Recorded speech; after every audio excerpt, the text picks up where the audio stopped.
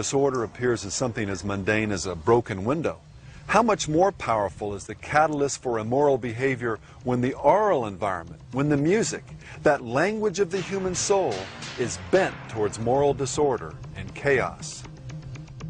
A striking example of this broken window effect as it relates to music can be seen in this small park in Edmonton, Alberta. Several years ago, drug dealers began doing business here, and as a result, the crime rate in general began to increase. In an effort to restore a sense of order and preserve their community, local merchants paid for a sound system and began to broadcast the symphonies of Bach, Beethoven, and Mozart throughout the park. Neil DeBoard, the local chief of police, reported that the results were immediate and dramatic, with the number of crimes falling by approximately 800%.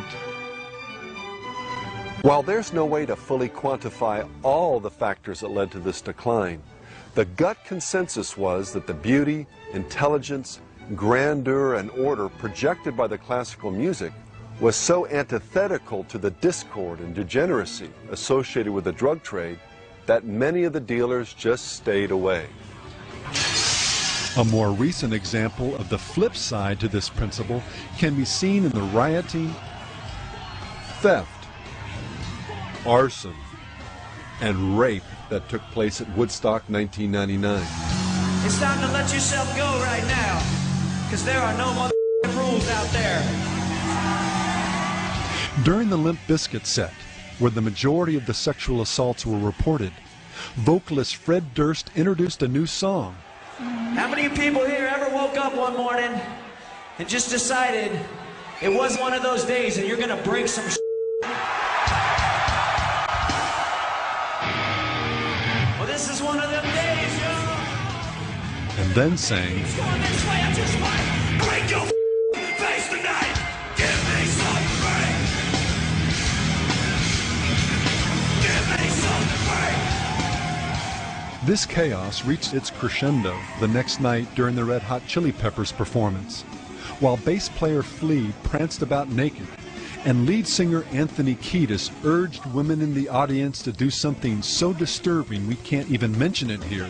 An organization calling itself PAX, Latin for peace, distributed candles. So here, why don't you just take one as a souvenir for coming by? It was no small irony when these so-called peace candles were used to set fires that ultimately burned down a stage, 12 trailers, and brought 500 riot police onto the scene. Oh, Clue, let me slip it in your fire!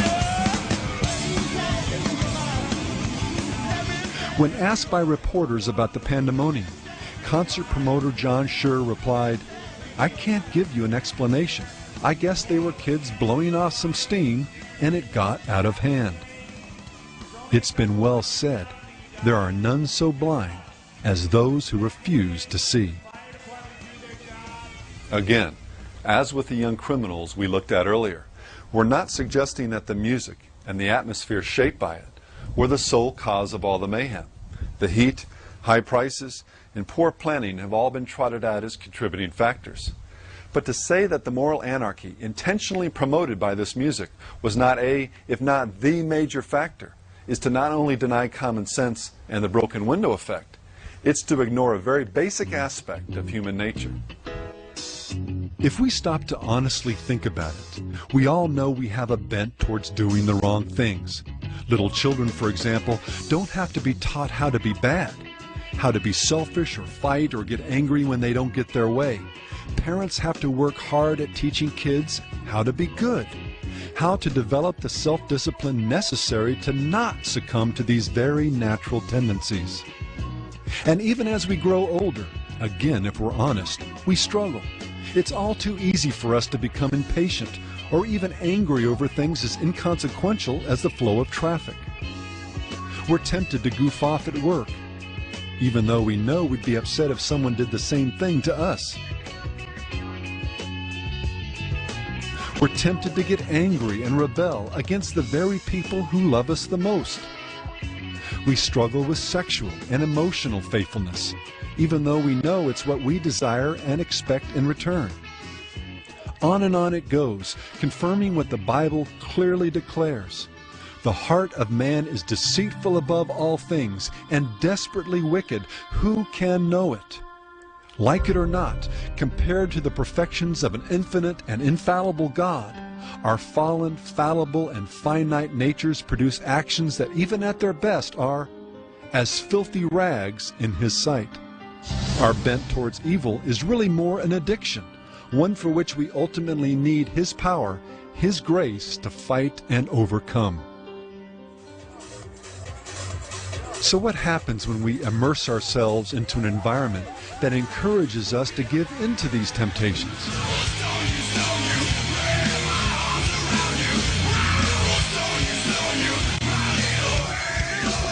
When we listen to and watch things, for example, that glorify sex, anger, and rebellion, suddenly it's not just the fires or the rapes or the looting that took place at Woodstock that begin to make sense. It's the stuff that goes on every day and all around us. The dumbing down and coarsening of language. Okay, well, I can say you said it 20 times already. The increasing popularity of tattooing, body modification, and body piercing.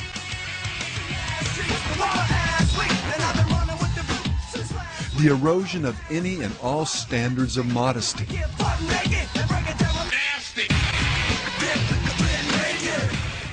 The loss of a sense of destiny, purpose, and hope. The use of alcohol and drugs. I'm taking a hit for every one of y'all. The celebration of rebellion, chaos, and anarchy.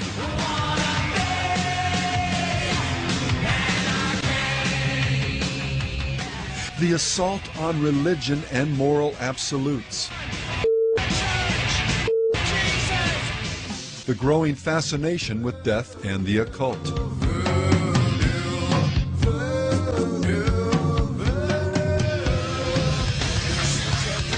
The embrace of anger, aggression, and the celebration of violence. The increasing normalization of sexual debauchery.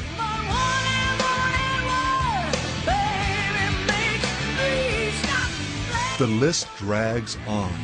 The sonic environment created by many of today's artists, both at Woodstock and more importantly, throughout our culture, is encouraging behavior that in any other time and in any other context would be almost unthinkable. All right, we got one rule.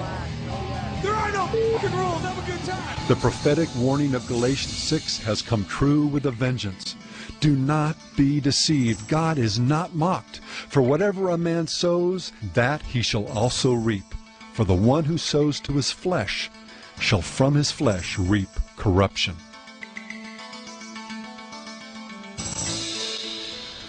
Billboard magazine got it exactly right when it acknowledged that popular music doesn't just reflect aspects of our society, which of course is the most common defense raised in support of the industry. It also helps define, condone, and deepen their some effect.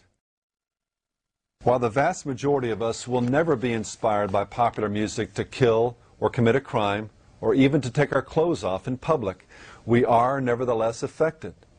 Whether it's in our attitude towards sex, aesthetics, authority, intelligence, civility, language, beauty, on and on. The world we create for ourselves through our choices in music, along with other entertainments, goes into our hearts and minds and works, for good or ill, their subtle magic. And this is precisely why the clear warning God presents to us in Proverbs is echoed throughout the Bible. Watch over your heart, the things you listen to, watch and think about with all diligence, for out of your heart will flow the issues of life.